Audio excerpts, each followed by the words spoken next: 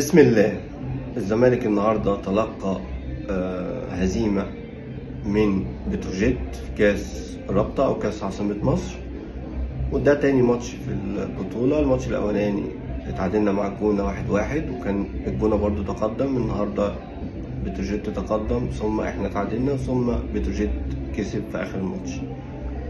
لو الناس شايفة إن هي بطولة مش مهمة أو مش رسمية ودية، لكن هي البطولة دي جوائزها أكتر من جوائز الدوري العام.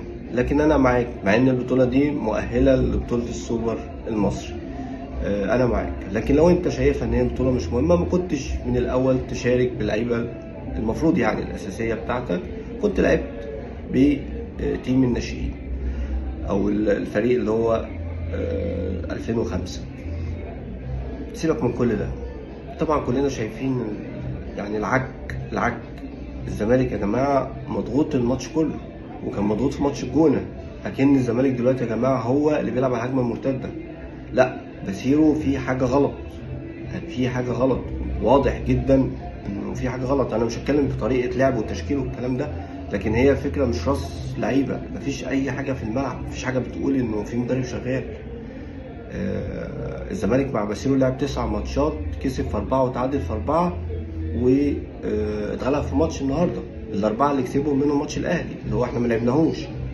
الزمالك دخل فيه 8 تجوان، الزمالك جاب 13 جون، او بالجون بتاع النهارده ب 14. كل الارقام بتقول انه الراجل لحد دلوقتي، هل هو لسه ما فهمش اللعيبه او ما فهمش التيم، او في مشكله.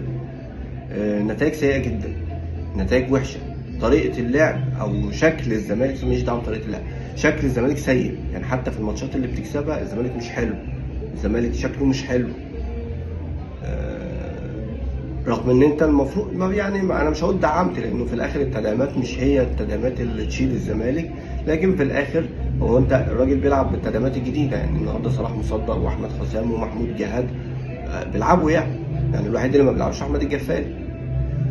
في حاجه غلط، يعني مش ده الزمالك اللي بيلعب مع بتروجيت ضغطك في ال 18 بتاعك طول الماتش، باستثناء مثلا ربع ساعه في الشوط الثاني.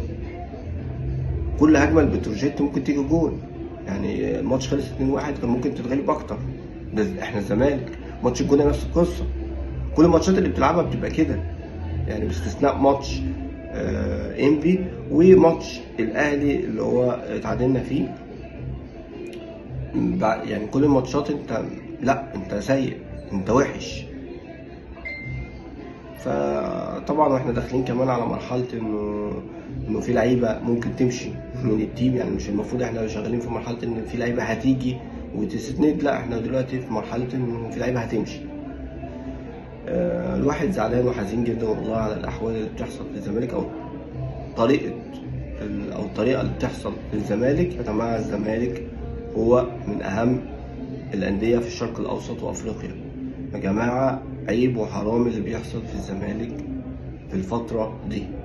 الزمالك لجمهوره الملايين، ناس بتحب الكوره، بتحب الرياضه، عايزه فرقتها تبقى احسن حاجه. ده طلب طبيعي والله، مش طلب يعني عيب ولا غلط ولا حرام. يعني لك الله يا زمالك.